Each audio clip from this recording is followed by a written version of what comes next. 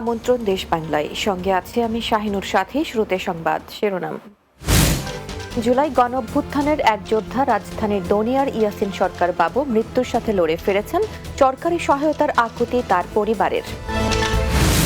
এবং আন্তঃক্যাডার বৈষম্য নিরসনে দেশের বিভিন্ন স্থানে মানববন্ধন, সকল ক্যাডারের সমান প্রাপ্তি নিশ্চিত করার দাবি বক্তাদের।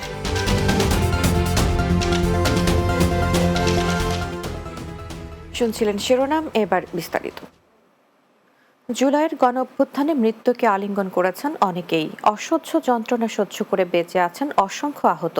শরীরের তাজা রক্ত দিয়ে যারা নতুন বাংলাদেশের সূচনা করেছেন তাদেরই একজন রাজধানীর দনিয়া এলাকার ইয়াসিন সরকার বাবু। ১১৯ দিন হাসপাতালের বিছানায় মৃত্যুর সাথে লড়ে অবশেষে ফিরেছেন স্বপ্নের বাংলাদেশ দেখবেন বলে। বাবুর পরিবারের দাবি, গুলিতে ক্ষতবিক্ষত বাবু জীবনে কাজ করে খেতে পারবে না, তাই তার পাশে যেন দাঁড়ায় সরকার। সহকর্মী হাসান মজুমদার বাবলু জানাচ্ছেন বিস্তারিত। যে দিনগুলোতে ছাত্র জনতার অভ্যুত্থানে পতন হয়েছে স্বৈরাচার সরকারের, সূচনা হয়েছে নতুন এক বাংলাদেশের, অসংখ্য ছাত্র জনতার রক্তের বিনিময়ে ইতিহাসের সাক্ষ্য হয়েছে দিনটি। শুরু থেকেই আন্দোলনে যোগ দেন ইয়াসিন সরকার বাবু। শেখ হাসিনার দেশ ছেড়ে পালানোর মাত্র ২ ঘন্টা আগে যাত্রাবাড়ি চৌরাস্তায় আন্দোলনের এক পর্যায়ে বাবুর পিঠে রাইফেলের দুটি গুলি লেগে পেট ছিদ্র হয়ে বেরিয়ে যায়। বিভীষিকাময় সেই দিনের কথা মনে হলে আটকে ওঠেন তিনি। জ্ঞান ফেরার পর স্বাধীন বাংলাদেশ দেখতে চেয়েছিলেন বাবু। রাজপথে আন্দোলনে সরাসরি অংশগ্রহণ করেছি এবং আসলে আমরা তখন চিন্তা করি যেভাবেই হোক এই দেশকে বাঁচাতে হলে এই ফ্যাসিস্ট খুনি হাসিনা সরকারকে যেভাবে পতন করতেই হবে, এটাই ছিল আমাদের উদ্দেশ্য। এবং সেভাবে যতক্ষণ না পর্যন্ত আমরা সেটা করতে পেরেছি ততক্ষণ পর্যন্ত আমরা রাস্তায় ছিলাম। গুরুতর আহত ইয়াসিন সরকার বাবুকে প্রথমে ঢাকা মেডিকেল কলেজ হাসপাতালে, পরে সম্মিলিত সামরিক হাসপাতালে ভর্তি করা হয়। চিকিৎসা সেবায় অনেকেই এগিয়ে এসেছেন, তবে এখনও সুস্থ হয়ে ওঠেননি তিনি। আহত বাবু স্বাভাবিক জীবনে ফিরবেন কিনা তা নিয়ে সংশয় পরিবারের। সরকারের কাছে চাওয়া হয়েছিল কিভাবে চলতে পারবে, কিভাবে তার পরিবার চলবে, বা তার দোষে তার এখন 100% না, এবং কি এরকম 100% আর বড় কিছু রিস্ক না, কাজও করতে পারবে না। এখন ওনার চলার মতন ব্যবস্থা সরকারে করে দিবে। আহত বাবুর ভাই ইব্রাহিম জানান, আন্দোলনের শুরু থেকেই তারা মাঠে ছিলেন সক্রিয়ভাবে। ছাত্র জনতার সাথে কাঁধে কাঁধ মিলিয়ে ঝাঁপিয়ে পড়েছিলেন স্বৈরাচার হটাও আন্দোলনে। যারা ফ্যাসিস্ট সরকার আন্দোলনে ঝাঁপিয়ে পড়ে নিহত অথবা আহত হয়েছেন তাদের পরিবারকে পুনর্বাসনের দাবি জানান তিনি।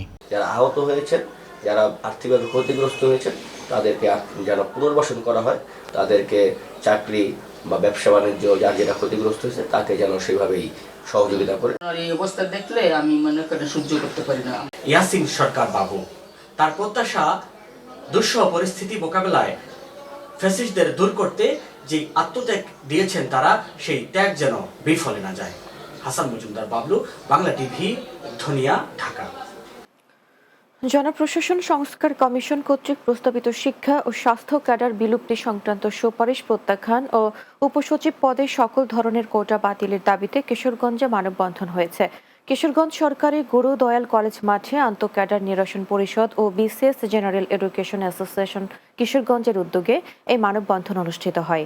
এ সময় বক্তব্য রাখেন কৃষি সম্প্রসারণ অধিদপ্তর কিশোরগঞ্জের উপপরিচালক আবুল কালাম আজাদ, জেলা কৃষি ভান্ডারের বীজ প্রত্যয়ন অফিসার তৌফিক আহমেদ খান সহ অন্যরা। মানববন্ধনে সকল ক্যাডারের সমান প্রাপ্তি নিশ্চিত করতে হবে বলে দাবি জানান বক্তারা। জনপ্রশাসন সংস্কার কমিশন প্রস্তাবিত উপসচিব পুলে কোটা পদ্ধতি বহাল এবং শিক্ষা ও স্বাস্থ্য ক্যাডারকে সিভিল সার্ভিসের বহির্ভূতকরণের প্রতিবাদে ব্রাহ্মণবাড়িয়ায় মানববন্ধন করেছে প্রশাসন ক্যাডার ছাড়া বাকি 25টি সিভিল সার্ভিস ক্যাডারের কর্মকর্তারা। বৃহস্পতিবার ব্রাহ্মণবাড়িয়া প্রেস ক্লাবের সামনে আন্তঃ ক্যাডার বৈষম্য নিরসন পরিষদ ব্রাহ্মণবাড়িয়া জেলা শাখার আয়োজনে এই কর্মসূচি পালিত হয়। এতে বক্তব্য রাখেন প্রফেসর দিলারা আক্তার খান, জেলা পরিসংখ্যান ব্যুরোর উপপরিচালক মোহাম্মদ কামাল হোসেন, ডাক্তার শাখাওয়াত হোসেন, সহকারী অধ্যাপক মাইদুল ইসলাম পাঠান সহ অন্যরা। আন্তঃক্যাডার বৈষম্য নিরসনে টাঙ্গাইলে মানববন্ধন অনুষ্ঠিত হয়েছে। বৃহস্পতিবার টাঙ্গাইল প্রেস ক্লাবের সামনে এ মানববন্ধন করে আন্তঃক্যাডার বৈষম্য নিরসন পরিষদ টাঙ্গাইল শাখা। এ সময় বক্তব্য রাখেন 24তম ক্যাডারের ডাক্তার মোফাজ্জল হোসেন তুষার, সরকারি মাওলানা মোহাম্মদ আলী কলেজের শিক্ষক পরিষদের সাধারণ সম্পাদক প্রফেসর শফিকুল ইসলাম, কৃষি বিভাগের উপপরিচালক নুরুল ইসলাম সহ অন্যরা। গাজীপুরে গ্রাম আদালত কার্যক্রম সম্পর্কে জনসচেতনতা তৈরিতে সমন্বয় সভা অনুষ্ঠিত হয়েছে। গাজীপুর জেলা প্রশাসনের উদ্যোগে জেলা প্রশাসকের কার্যালয়ের ভাওয়াল সম্মেলন কক্ষে এ সভা অনুষ্ঠিত হয়। স্থানীয় সরকার মন্ত্রণালয়ের উপপরিচালক মোহাম্মদ ওয়াহিদ হোসেনের সভাপতিত্বে সভায় গ্রাম আদালত প্রকল্পের জেলা ব্যবস্থাপক সাবিনা ইয়াসমিন সহ অন্যরা উপস্থিত ছিলেন। ব্রাহ্মণবাড়িয়ার কসবায় বাড়ি থেকে ডেকে নিয়ে মহসিন মিয়া নামে একটি যুবককে হত্যার 10 দিন পরে একটি পরিত্যক্ত বাড়ি থেকে অর্ধগলিত লাশ উদ্ধার করেছে পুলিশ। বৃহস্পতিবার উপজেলার শান্তিপুর এলাকা থেকে নিহতের লাশ উদ্ধার করা হয়। মহসিন মিয়া উপজেলার রানিয়ারা গ্রামের আয়াত আলীর ছেলে। প্রযুক্তির সহায়তায় হত্যাকাণ্ডে জড়িত একই উপজেলার বিষ্ণুপুর গ্রামের মন মিয়ার ছেলে রাসেল মিয়াকে চট্টগ্রাম থেকে আটক করে পুলিশ। পরে তার স্বীকারোক্তি অনুযায়ী ঘটনাস্থলে গিয়ে লাশ উদ্ধার করা হয়।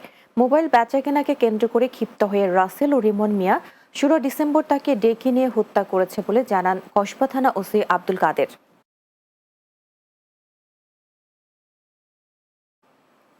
দেশ বাংলায় নিচ্ছে বিরতি, ফিরে আসার পর অন্যান্য সংবাদের সাথে আরো যা থাকছে। ঘানি এখন বিলুপ্তর পথে, তবু হাজার বছরের ঐতিহ্য ধরে রাখতে সরকারি পৃষ্ঠপোষকতা চান যশোরের শওকত আলী।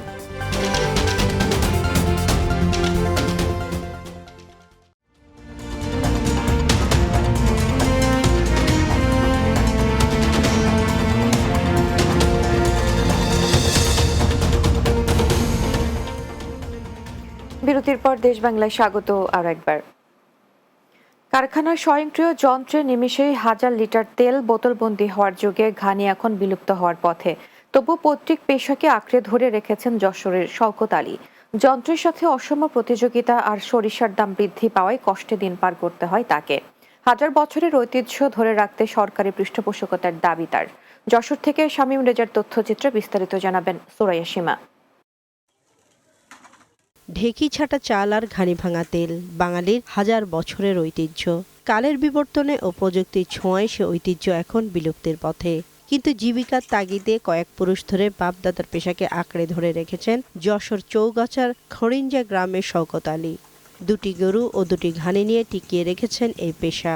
যদি সরকার সহযোগিতা করে তাহলে আমরা এটা টিকে রাখতে পারবো, নাইতে আমরা এটা টিকে রাখতে পারছি না। এটা যে মালামালের যে পরিস্থিতি এসে গিয়েছে, যে মুদির যে দাম, তাতে করে আমরা এটা ছেড়ে দেওয়ার মতো হয়ে যাচ্ছে।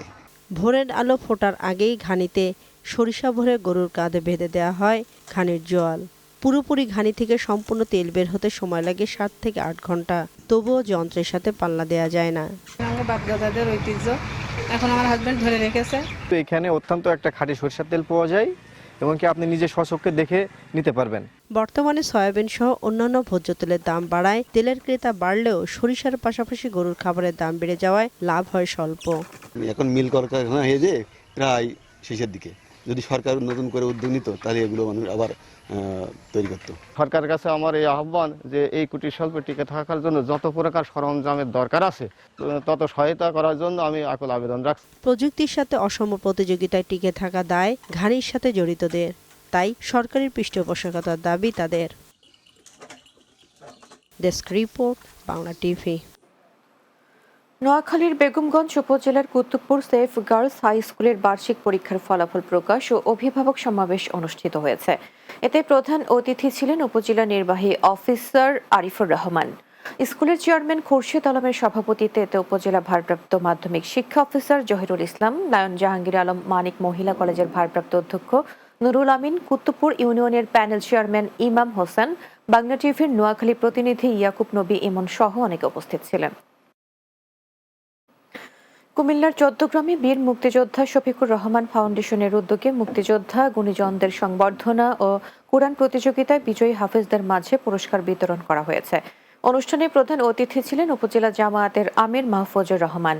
বীর মুক্তিযোদ্ধা শফিকুর রহমান ফাউন্ডেশনের প্রতিষ্ঠাতা শাহ আলম খোকনের সভাপতিত্বে অনুষ্ঠানে বিশেষ অতিথি ছিলেন উপজেলা জামায়াতের সেক্রেটারি বেলাল হোসাইন, বিশিষ্ট ব্যবসায়ী সৈয়দ একরামুল হক হারুন সহ অন্যরা। চাঁপাইনবাবগঞ্জের অনিবন্ধিত ভুয়া এনজিও নিবিড় মানবিক উন্নয়ন সংস্থা থেকে টাকা ফেরত ও মালিকের শাস্তির দাবিতে ক্ষতিগ্রস্ত পরিবারগুলো মানববন্ধন ও অবস্থান কর্মসূচি পালন করেছে। জেলা প্রশাসক কার্যালয়ের সামনে ভুক্তভোগী গ্রাহকদের ব্যানারে এই কর্মসূচিতে 200-ও বেশি নারী পুরুষ অংশ নেন। গ্রাহকদের কষ্টার্জিত আমানতের টাকা ফেরতের ব্যবস্থা গ্রহণে সংশ্লিষ্টদের প্রতি অনুরোধ জানান তারা। শেষে ভুক্তভোগীদের পক্ষ থেকে জেলা প্রশাসকের কাছে স্মারকলিপি দেওয়া হয়। ঠাকুরগাঁওয়ে শীতার্ত অসহায় সুবিধাবঞ্চিত মানুষের মাঝে বেসরকারি সাহায্য সংস্থা আর্ন অ্যান্ড লিভ এর উদ্যোগে কম্বল বিতরণ করা হয়েছে। সদর উপজেলার ভুল্লি বাজারে মিজানের চাতালে বিভিন্ন গ্রামের এই কম্বল বিতরণ করা হয়। সংস্থার ঠাকুরগাঁও জেলা কোঅর্ডিনেটর বাংলা টিভির জেলা প্রতিনিধি মামুনুর রশিদ মামুনের সভাপতিত্বে এতে প্রধান অতিথি হিসেবে বক্তব্য রাখেন ঠাকুরগাঁও সদর উপজেলা বিএনপির সহসভাপতি নাজমুল হোসেন লাল। চাঁদপুরের ফরিদগঞ্জে বিএনপির উদ্যোগে শীতার্ত পরিবারের মাঝে শীতবস্ত্র বিতরণ করা হয়েছে। উপজেলার বালিথুবা পশ্চিম ইউনিয়নের সহস্রাধিক মানুষের মাঝে এসব কম্বল বিতরণ করা হয়। উপজেলা বিএনপির আহ্বায়ক ও মার্কেন্টাইল ব্যাংকের ভাইস চেয়ারম্যান এম.এ. হান্নানের পক্ষে শীতার্তদের হাতে এসব কম্বল তুলে দেন উপজেলা বিএনপির যুগ্ম আহ্বায়ক ডাক্তার আবুল কালাম আজাদ ও আবু জাফর খসরু মোল্লা। কক্সবাজারের PM খালিতে শহীদুল্লাহ ও রেজিয়া সহ অপর ওয়ারিশদের খতিয়ানভুক্ত জমিতে জোর করে সীমানা প্রাচীর ভাঙচুর, স্থাপনা নির্মাণে বাধা দিয়ে চাঁদা দাবি ও হামলার প্রতিবাদে মানববন্ধন অনুষ্ঠিত হয়েছে।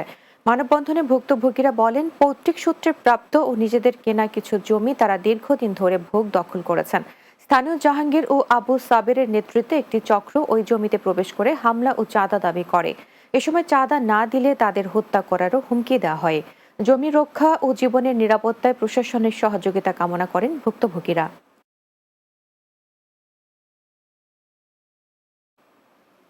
শেষ করব দেশ বাংলা, যাবার আগে শিরোনামগুলো আর একবার। জুলাই গণঅভ্যুত্থানের এক যোদ্ধা রাজধানীর দনিয়ার ইয়াসিন সরকার বাবু মৃত্যুর সাথে লড়ে ফিরেছেন, সরকারি সহায়তার আকুতি তার পরিবারের। আন্তঃক্যাডার বৈষম্য নিরসনে দেশের বিভিন্ন স্থানে মানববন্ধন, সকল ক্যাডারের সমান প্রাপ্তি নিশ্চিত করার দাবি বক্তাদের।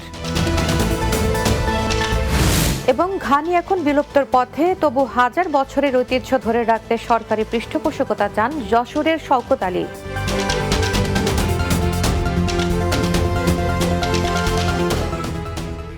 দর্শক, এই ছিল দেশ বাংলায়। আমাদের পরের সংবাদ বিকেল 4:30 দিনের বাংলা দেখার আমন্ত্রণ রইল। এতক্ষণ সঙ্গে থাকার জন্য ধন্যবাদ সবাইকে।